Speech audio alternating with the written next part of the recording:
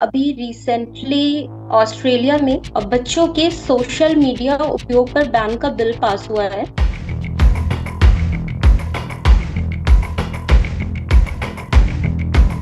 यदि इंडिया में भी ये बिल पास हो जाए, इतिहास ये बताता है कि ये जो ब्लैंकेट बैन्स होते हैं ना, सफल हो नहीं पाते, क्योंकि जितनी टॉक्सिसिटी सोशल मीडिया फैला रहा है उतनी तो मानव इतिहास में बहुत कम देखी गई है। एकदम कोई मरियल सा दब्बू सा होगा जिसकी जिंदगी एकदम बर्बाद होगी, जो किसी लायक नहीं होगा, और वो ट्विटर पर शेर बनकर बैठा होगा और उसने अपना नाम रखा होगा सिंह की दहाड़। सोशल मीडिया वास्तव में बदमाशी का अड्डा बन गया है। जिसके दिमाग में कचड़ा घुसेड़ दिया गया, उस आदमी की तो जिंदगी ही कचड़ा हो गई ना। अब एआई के जमाने में आप कोई भी तस्वीर बना लो, कोई भी वीडियो बना लो, कुछ भी कर लो। आप क्या सोच रहे हो कि वो इन्फ्लुएंसर है, उसके इतने मिलियन हो गए हैं, वो ऐसे ही हो गए हैं? वो अपने कंटेंट की पैदाइश नहीं है, वो एल्गोरिदम की पैदाइश है।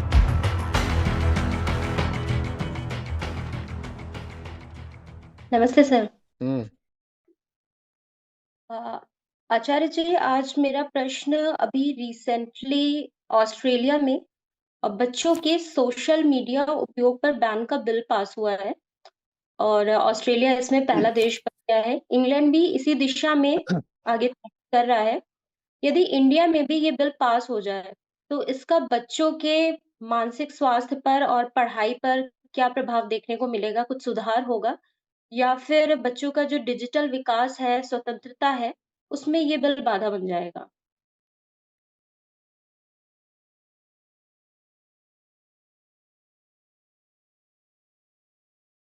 देखिए, बहुत सारी चीजें हैं जो टेक्नोलॉजी कर सकती है। टेक्नोलॉजी जब बहुत सारा नुकसान कर सकती है, तो टेक्नोलॉजी ये भी कर सकती है कि पता लगाया जा सके कि कौन 16 साल का है और कौन 16 साल का नहीं है। हम्म। तो पूरे तरीके से 14, 15, 12, 13 साल वालों को यूजर जनरेटेड कंटेंट से वंचित कर देना ठीक नहीं है। मॉडरेशन की जरूरत है। रेगुलेशन की जरूरत है। बैन की जरूरत नहीं है, क्योंकि इतना भी बच्चा नहीं होता है 12 साल वाला या 15 साल वाला, या आप कहो कि तुम कहीं कुछ देख ही नहीं सकते। तो ठीक वैसे जैसे हमारे पास अब इतनी बड़ी आबादी, हमारे 150 करोड़ लोग हैं, उसमें से कुछ को छोड़ करके बाकी सबको कर पाए ना कि आधार दे दिया। और वो अपने आप में कितनी बड़ी एक्सरसाइज थी। इतने करोड़ लोगों को, 100 करोड़ से ऊपर लोगों को हमने आधार दे दिए। तो वैसे ही केवाईसी जानती होंगे ना आप, नो योर कस्टमर होता है जैसे, यूजर आइडेंटिफिकेशन। उसी तरीके से यूजर आइडेंटिफिकेशन का कार्यक्रम होना चाहिए, जिसमें साफ ये निकाला जा सके कि ये हैं जो 16 साल से कम के हैं। और जाहिर सी बात है कि वैसा आप जब एक यूज़र आइडेंटिफिकेशन कार्यक्रम चलाओगे, तो वो सिर्फ 16 साल वालों के लिए नहीं होगा, वो सबके लिए होगा। उससे बहुत फ़ायदा होगा। देखो, बात सिर्फ ये नहीं होती कि एनोनिमस आप वहाँ पर सर्फिंग कर लेते हो। बात ये भी तो होती है ना कि आप एनोनिमसली यूज़र कंटेंट जनरेट भी तो कर देते हो। बात सिर्फ ये नहीं है कि वो अपनी पहचान छुपा करके गया और वो कुछ जा करके कहीं बम बनाने की चीज़ देख आया, या उसने कुछ हिंसक कुछ देख लिया, या वो जाके वहाँ पर अश्लील पॉर्न देख रहा है। बात वो उतनी ही नहीं है। आप देखोगे ज़्यादातर जो ट्रोल्स वगैरह होते हैं,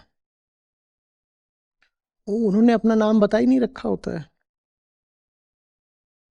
हम्म? और अगर बता भी रखा होता है तो नकली नाम बता रखा होता है। वहाँ अपनी प्रोफाइल फोटो में शक्तिमान लगा रखा होता है।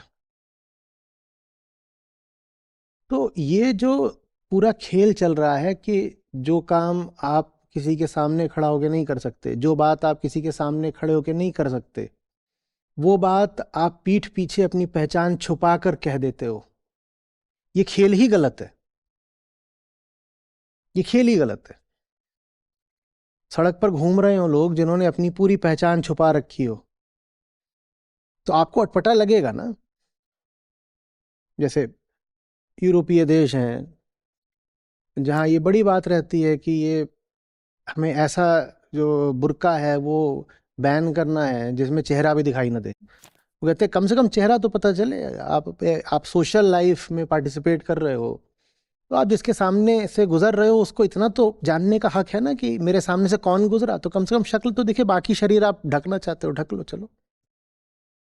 उसी तरीके से अगर आप ट्विटर पे या फेसबुक पर या कहीं भी इंस्टाग्राम पर पार्टिसिपेट कर रहे हो तो उस पूरी बड़ी कम्युनिटी को ये जानने का हक है कि वो किससे बात कर रहे हैं।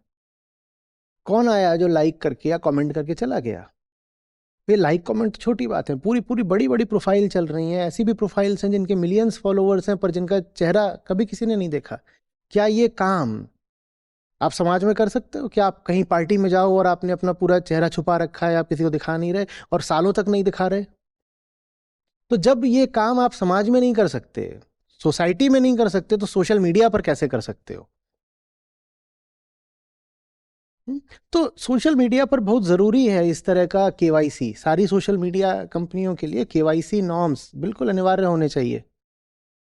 कोई भी व्यक्ति जो आपके यहाँ अकाउंट बना रहा है, आपकी जिम्मेदारी है कि आप उसकी पहचान, जो सरकारी उसके कागज़ है उनको देखकर तय करें, सुनिश्चित करें।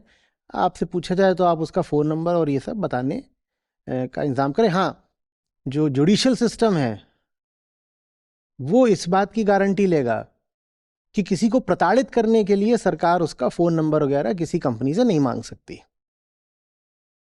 मांगेंगे तो कोर्ट मांगेंगे, वो भी with under due process of law. बात समझ रही? तो इससे क्या होगा कि जो ये 16 साल वाले हैं, ये सब हैं, इनकी पहचान खुली रहेगी। जब इनकी पहचान खुली रहेगी तो ये जहां कहीं भी जाकर लॉगिन कर रहे हैं, कुछ कर रहे हैं, तो जो कंटेंट इनके लिए बना ही नहीं है वो इनको दिखाई ही नहीं देगा। मैं समझ रहा हूं इसमें अभी बहुत सारी टेक्नोलॉजिकल बैरियर्स हैं और कई तरह का डेवलपमेंट करना पड़ेगा। अभी जो एग्जिस्टिंग फॉर्मेट्स हैं, एल्गोरिदम सॉफ्टवेयर्स हैं, उनमें ये अभी प्रोविजंस नहीं है, तो प्रोविजंस डालने पड़ेंगे। पर डाले जा सकते हैं, बहुत मुश्किल नहीं है, ये करा जा सकता है कि एक 14 साल वाले ने जब इंस्टाग्राम पर लॉगिन किया तो उसको बस वही कंटेंट दिखाई देगा जो 14 साल वालों के लिए सूटेबल है। बाकी आप लॉगिन बेशक कर सकते हैं, एजुकेशनल कंटेंट देखिए, एंटरटेनमेंट भी आप देख सकते हो, पर जो पूरे तरीके से एडल्ट कंटेंट है वो आपको नहीं दिखाई देगा। इसलिए नहीं कि एडल्ट कंटेंट में पाप है, इसलिए क्योंकि अभी आपकी उम्र नहीं आई है, अभी आपकी चेतना इस काबिल नहीं हुई है कि कुछ चीज़ों को आप देखो सुनो तो आप उसको बर्दाश्त कर सको और आपका भीतरी स्वास्थ्य बना रह सके। आप वो सब चीज़ें देखोगे तो आप बीमार पड़ जाओगे।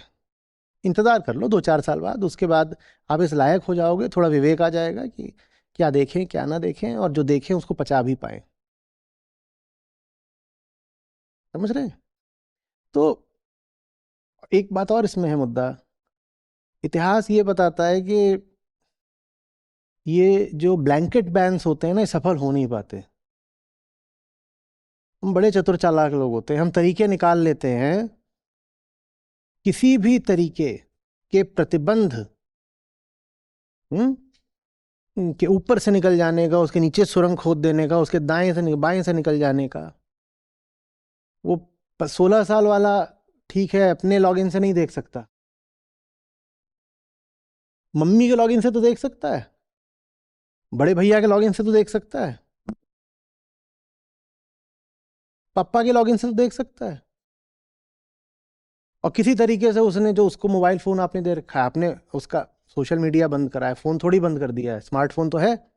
स्मार्टफोन पे उसने किसी बहाने से एक दिन लॉगिन करवा लिया किसी से, किसी और का, बड़े का, और उससे अपना वो देख रहा है, मजे कर रहा है, जो भी करना है। और अच्छा है, अब तो जो भी कमेंट कर रहा हो पापा के नाम से छप रहा है। धरे भी जाएंगे अगर कानूनन तो पापा धरे जाएंगे। तो प्रतिबंध सफल हो नहीं पाते हैं। व्यवहारिक पक्ष भी है इस पूरी बात का, मात्र सैद्धांतिक ही नहीं है। जो चीज चलेगी वो है कि देखो करेगा तो है ही, तो रेगुलेट कर दो। रेगुलेट माने नियमित कर दो, माने नियम के अंदर ले आ दो, पूरे तरीके से मत रोको। और जो मैं बात कर रहा हूं यूजर आइडेंटिफिकेशन की, वो चीज फिर बस जो आपके टीनेज और एडोलेसेंट यूजर्स हैं उनको ही नहीं बचाएगी, वो सबको बचाएगी। क्योंकि जितनी टॉक्सिसिटी सोशल मीडिया फैला रहा है उतनी तो मानव इतिहास में बहुत कम देखी गई है। और सोशल मीडिया पर टॉक्सिसिटी फैलने का बड़ा कारण ये है कि वहां आप एनोनिमस होकर, गुमनाम होकर, अनाम होकर जो चाहो कर सकते हो। एकदम कोई मरियल सा दब्बू सा होगा जिसकी जिंदगी एकदम बर्बाद होगी, जो किसी लायक नहीं होगा, पर वो ट्विटर पर शेर बनकर बैठा होगा और उसने अपना नाम रखा होगा सिंह की दहाड़। और वो वहां जाके जगह जगह, चाहे वो डॉक्टर हो, प्रोफेसर हो, नेता हो, अभिनेता हो, रिसर्चर हो, दुनिया के जितने भी ढंग के ऊंचे लोग हों, वो जाकर वहां सबको गालियां दे रहा होगा। और ये है कौन? ये बिल्कुल हो सकता है कोई अनपढ़ गंवार सड़क का लड़का हो, ये भी हो सकता है कि ये ड्रग्स वगैरह का आदी हो सकता है कि इसको समाज में कोई इज्जत ना देता हो। तो जो इसको समाज में इज्जत नहीं मिलती उसकी भरपाई ये ऑनलाइन करता है। ये कहता है समाज में तो मुझे कोई इज्जत देता नहीं, तो मैं उसका खामियाजा वसूलूंगा ऑनलाइन। तो इसने अपनी एक ऑनलाइन इमेज, एक परसोना क्रिएट करा है। वो परसोना ये है कि मैं बहुत धाकड़ आदमी हूं, मैं बहुत जबरदस्त आदमी हूं। वो खूब गाली गलौज कर रहा है, जो जो कर सकता है सब कुछ कर रहा है। ये तो बीमारी बढ़ाने वाली बात हो गई ना। हम ये बीमारी बढ़ने नहीं दे सकते। मिस इन्फॉर्मेशन भी जो लोग फैलाते हैं, वो ज्यादातर लोग अपना नाम वगैरह छुपा के फैलाते हैं। आप कोई उनको पता थोड़ी दोगे उनके नाम का, अकाउंट का नाम होगा JIPR 756। जब पकड़ लो उसको कैसे पकड़ोगे? फिर पकड़ने के लिए फिर जो पुलिस का साइबर विभाग होता है उसको बड़ी मशक्कत करनी पड़ती है। वो देखते हैं कौन सा IP था, ये वो शहर कौन सा था, वो बहुत बातें। हम्म इतना आसान नहीं होता है कि इन मामलों में आप सिद्ध कर सको कि ऐसा ऐसा हुआ और गिरफ्तारी भी हो जाए। पकड़े भी ज्यादा वही जाते हैं जिन्होंने अपना सब हाल जाके वहां पे ईमानदारी से लिख रखा होता है, तो वो पकड़े जाते हैं। वरना आप छुपना चाहो तो छुप सकते हो। तो मिस इन्फॉर्मेशन भी रुकेगी, टॉक्सिसिटी भी रुकेगी। इसकी वजह से जो लोगों को प्रोत्साहन मिलता है एक फेक परसोना क्रिएट करने का, जिसके कारण उनकी बीमारी और बढ़ती है भीतरी, वो बीमारी भी रुकेगी। बहुत काम हो पाएंगे। सोशल मीडिया वास्तव में बदमाशी का अड्डा बन गया है। हमने सोचा था कि ये इंफॉर्मेशन एक्सप्लोजन हो रहा है, ये इंफॉर्मेशन एक्सप्लोजन नहीं हुआ है, ये मिस इन्फॉर्मेशन एक्सप्लोजन हुआ है। पहले के लोग हो सकता है हमसे कम जानकारी रखते हो, इंटरनेट से पहले के, सोशल मीडिया से पहले के, पर अगर उनके पास जो सही जानकारी थी वो हमसे 20% कम थी, तो उनके पास जो गलत जानकारी थी वो हमसे 95% कम थी। माने जानकारी के नाम पर जो बढ़ा है ज्यादा, वो है फेक जानकारी। आज आप बहुत कुछ जानते हो, लेकिन जो आप जानते हो सब फेक है। भाई जिसको आप व्हाट्सएप यूनिवर्सिटी बोलते हो, पहले कम जानकारी थी तो कम से कम फेक जानकारी तो नहीं थी। अब तो जानकारी के नाम पे हर आदमी को लगता है कि वही एक्सपर्ट है। कोई भी होगा, कोई भी होगा, कोई फेक, कोई कोई डॉक्टर बन के घूम रहा है, वो बता रहा है कि वजन कैसे कम करना है, कुछ भी अपनी 100 तरह की बीमारियों का इलाज बता रहा है। उससे पूछो भाई कुछ डिग्री विग्री, कुछ कुछ नहीं वो, लेकिन वो अपना बिल्कुल कोई हिस्टोरियन बन के घूम रहा है। उससे पूछो कि कहाँ से तुम हिस्ट्री में मास्टर्स या PhD करके बैठे हो, बताओ तो। कुछ नहीं। कोई पॉलिटिकल एक्सपर्ट बन गया है, कोई जियो स्ट्रेटजी पर ज्ञान बता रहा है। पूछो तुम हो कौन, तुम्हारा इसमें क्रेडेंशियल्स क्या है? कुछ नहीं। क्रेडेंशियल्स क्या, कई बार तो लोग नाम भी नहीं बताते, वो बस अपना चालू है। तो वो सब रुकना होगा, नहीं तो देखिए, इंसान कॉन्शियसनेस का नाम होता है, चेतना का।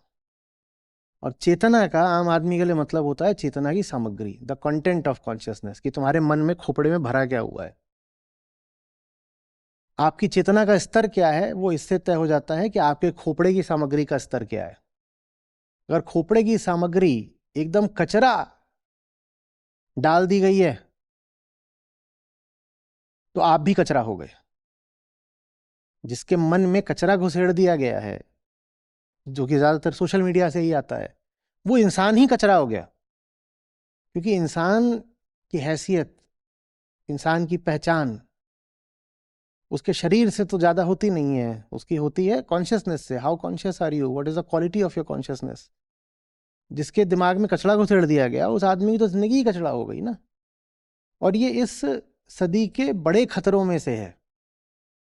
जैसे हम क्लाइमेट क्राइसिस की बात करते हैं, जैसे हम एक्सटिंक्शन ऑफ स्पीशीज की बात करते हैं, जैसे हम पॉपुलेशन एक्सप्लोजन की बात करते हैं, जैसे हम थ्रेट ऑफ न्यूक्लियर वॉर की बात करते हैं। हम्म उसी तरीके से ये जो सोशल मीडिया पर मिस इन्फॉर्मेशन है, वो इस युग के बड़े से बड़े खतरों में से एक है। क्लाइमेट चेंज इतना नहीं बड़ा मैं खतरा बोल दूंगा, लेकिन क्लाइमेट डिनाइलिज्म जो है, उदाहरण के लिए, वो भी तो मिस इन्फॉर्मेशन का ही एक रूप है ना। वो क्लाइमेट डिनाइलिज्म जो है वो सोशल मीडिया से ही तो फैलाया जाता है। और कौन है वो जो क्लाइमेट डिनाइलिस्ट है? वो कौन है?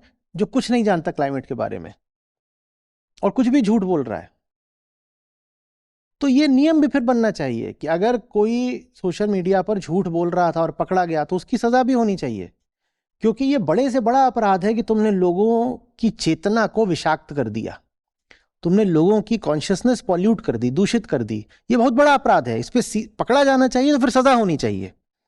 तुमने एक बात लिखी थी, जो बात बिल्कुल गलत थी, वो बात तुम्हारा ओपिनियन भी नहीं थी, तो उसको तुम फैक्ट की तरह प्रस्तुत कर रहे थे, वो फैक्ट है नहीं, तो तुम्हें इसकी सजा मिलेगी। क्योंकि तुमने जनता में झूठ फैला दिया। जनता में झूठ फैलाना कोई छोटी बात नहीं है, इसकी तो भारी सजा होनी चाहिए। अब एआई के जमाने में आप कोई भी तस्वीर बना लो, कोई भी वीडियो बना लो, कुछ भी कर लो, अगर नियम नहीं है और उनका एग्जीक्यूशन नहीं है पकड़े जाने के लिए, तो कैसे फिर आप बचोगे? कुछ भी किसी का दिखा दिया जाएगा। उसके लिए बहुत ज़रूरी है कि ऐसी व्यवस्था बनाई जाए और ऐसा वाटर टाइट एक सॉफ्टवेयर फ्रेमवर्क हो जिसमें कोई भी व्यक्ति एनोनिमसली ऑपरेट न कर सके। ये एनोनिमिटी सबसे पहले समाप्त करनी होगी। ऑब्वियसली वो एनोनिमिटी एक डेमोक्रेटिक एनवायरनमेंट में ही समाप्त करी जा सकती है, जहां एक एक अच्छी मैच्योर फंक्शनिंग डेमोक्रेसी हो, जहां पर अगर कोई अपना नाम और अपनी तस्वीर सामने रख करके अपनी बात बोल रहा है तो उसे खतरा ना हो कि सरकार उसे पकड़ के जेल में डाल देगी। तो ये जितनी बातें मैं बोल रहा हूं उनके लिए फिर ये भी जरूरी है कि लोकतंत्र स्वस्थ रहे और लोकतंत्र के चारों स्तंभ एक समान बलशाली रहें और एक दूसरे का बोझ बांटते हुए काम करें। ये नहीं होना चाहिए कि न्याय व्यवस्था डरी हुई है लेजिस्लेचर से और एग्जीक्यूटिव इतना भारी है कि उसने प्रेस को बिल्कुल दबा दिया है। ये नहीं होना चाहिए। तो ये सब जब हो जाएगा तो फिर हमें ये नहीं करना पड़ेगा कि अरे नहीं, बैन कर दो, बैन कर दो। बैन की कोशिश भूलिएगा नहीं, हम पहले भी कर चुके हैं। उदाहरण के लिए कि बच्चों को मोबाइल फ़ोन नहीं देना है, क्या होता है उससे? आप मत दीजिए मोबाइल फ़ोन, वो दूसरे तरीके से निकाल लेता है। स्कूलों में हो जाता है काम, उसके पास नहीं, उसके दोस्त के पास है। और मन चीज़ ऐसी होती है कि आप उसको बहुत ज़्यादा अगर किसी चीज़ से वंचित कर दोगे तो फिर वो विद्रोह करके उस चीज़ की मांग और ज़्यादा शुरू कर देता है। तो रेगुलेट करिए, प्रोहिबिट मत करिए। हम्म? आचार्य जी, इस पर मेरा एक फॉलोअप क्वेश्चन है और मैं आपकी बात से बिल्कुल सहमत हूँ कि जो आपने बताया कि बैन नहीं करना है, रेगुलेट करना है। और इसमें एक चीज़ और भी है कि जो प्रश्न था कि बच्चों पर ऐसा बैन लगाया जा रहा है, लेकिन सबसे पहले क्योंकि मैं काफ़ी समय से टीचिंग प्रोफ़ेशन से कनेक्टेड थी, तो जहाँ पर बच्चों की काउंसलिंग होती थी, जो बच्चे बहुत अभद्र भाषा का इस्तेमाल करते थे स्कूल्स में या कॉलेजेस में और उनकी बातें अपनी उम्र से काफ़ी बड़े लोगों जैसी होती थी। वो उस तरह की भाषा का इस्तेमाल करते थे और सोशल मीडिया पे कमेंट्स करते थे और वो ऐसी भाषाओं का इस्तेमाल करके करते थे। तो इसमें जो दोषी पाए जाते थे, वो अक्सर पेरेंट्स ही होते थे। तो इसमें जो मैं देखती हूँ कि महिलाएँ, पुरुष भी हैं, वो इस तरह की भाषा का इस्तेमाल करते हैं अपने कमेंट सेक्शन में या फिर सोशल मीडिया पे अपनी अभिव्यक्ति जताते हैं।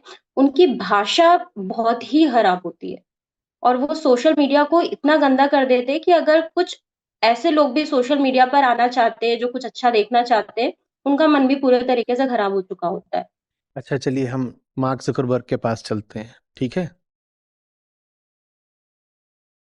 उनकी कंपनी में बड़े बड़े लोगों ने, इन्वेस्टर्स ने पैसा लगाया हुआ है। पैसा क्यों लगाया है?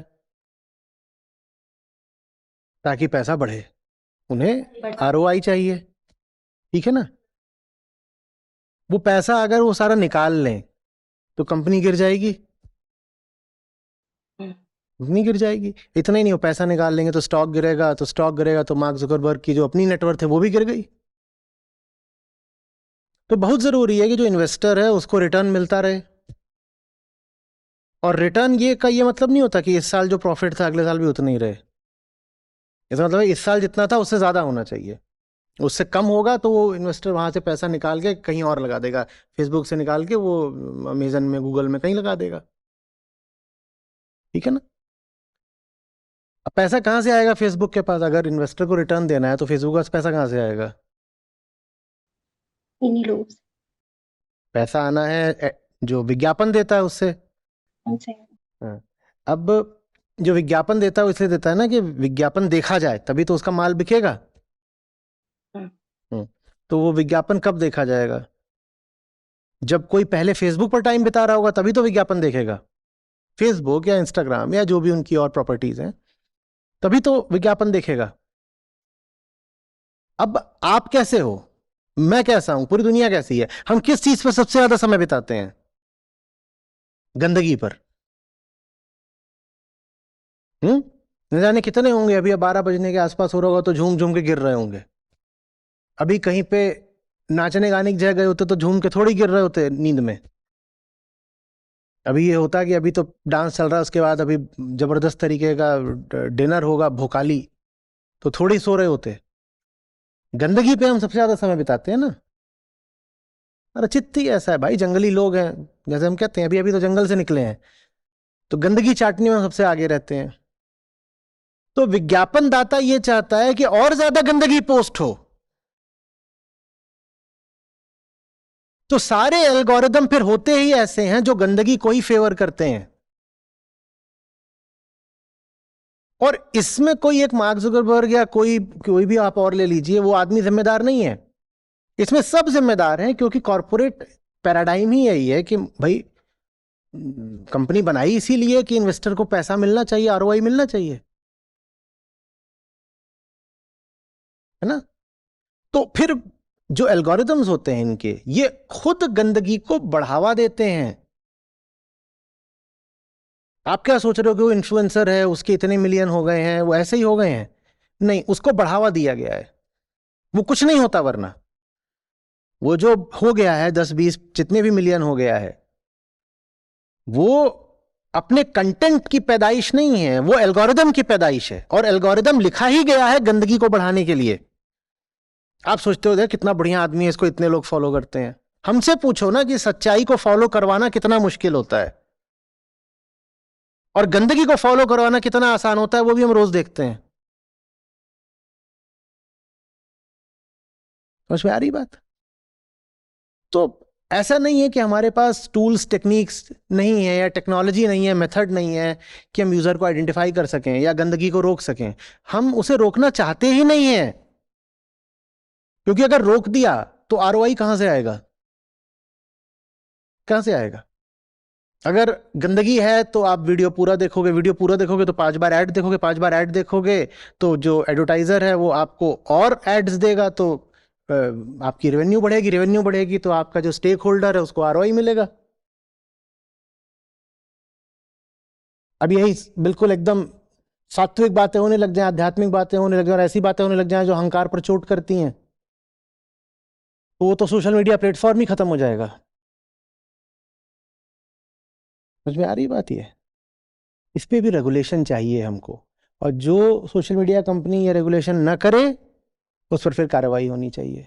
पर ये सब कैसे होगा? ये सब तब होगा जब पॉलिटिकल विल होगी ये सब करने की। और पॉलिटिकल विल कब होगी? जब वो पॉलिटिशियन ऐसा इलेक्ट हुआ है जो ये सब करना चाहे। ऐसे पॉलिटिशियन को इलेक्ट कौन करेगा? आप और हम। तो पहले सुधार किस में चाहिए? आप में और हम में चाहिए। जब हम सही होंगे तो हमको पता होगा कि हमको वोट किसको देना है। फिर वो जो व्यक्ति आएगा सत्ता में, वो फिर सारे नए सही तरीके की नीतियां बनाएगा। अभी तो सब चोर चोर मौसेरे भाई हैं। सबका इसी में हित है कि सब एक दूसरे को बेवकूफ बनाते रहें। कुछ भी संयोगवश नहीं हो रहा है। अगर गंदगी फैल रही है, टॉक्सिसिटी फैल रही है, बच्चे बर्बाद हो रहे हैं, मिस इन्फॉर्मेशन फैल रही है, जनता का मानसिक स्तर गिर रहा है, लोग बेवकूफ होते जा रहे हैं और ज्यादा, वो सब कुछ एक तरह की प्लान्ड कॉन्स्पिरेसी है। उसको तोड़ा कहाँ पे जा सकता है? उसको तोड़ा सिर्फ ग्रास रूट पर जा सकता है। वही काम आपकी संस्था करने की कोशिश कर रही है कि आम आदमी को जागृत करो। सिर्फ उसी तरीके से काम बन सकता है। पर आम आदमी को जागृत कैसे करें? आम आदमी तो और सो रहा है अभी। लेकिन ठीक है, अपनी भी जिंदगी सार्थक रहेगी। तुम्हें जगाने की कोशिश करते करते एक दिन हम सो जाएंगे, अपनी जिंदगी बढ़िया कट गई। हम्म ऐसा मत सोचा करो कि कोई भी समस्या आइसोलेटेड होती है। हर चीज के पीछे कारण आध्यात्मिक ही है। जब आदमी की जिंदगी में कुछ नहीं होता तो आदमी को प्रॉफिट्स चाहिए होते हैं। यही कैपिटलिज्म है। जो कामना होती है ना व्यक्तिगत स्तर पर, वही एग्रीगेट स्तर पर कैपिटलिज्म कहलाता है। और वही कैपिटलिज्म फिर इस तरह के एल्गोरिदम्स बनाता है जिससे बहुत नालायक किस्म के इन्फ्लुएंसर लोग हीरो बन जाते हैं। हम्म?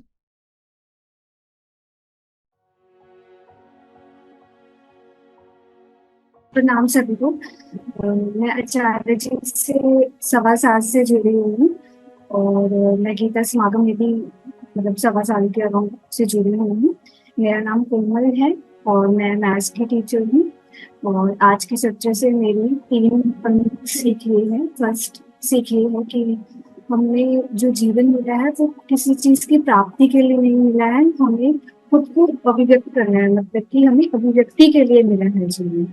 और दूसरी सीख मेरी ये है कि जो हमारी जिंदगी में जो कर्तव्य है वो एक तरह से नासमझी के हैं, मतलब वो हमारे लिए एक तरह से सजा है। कर्तव्य सजा है नासमझी की।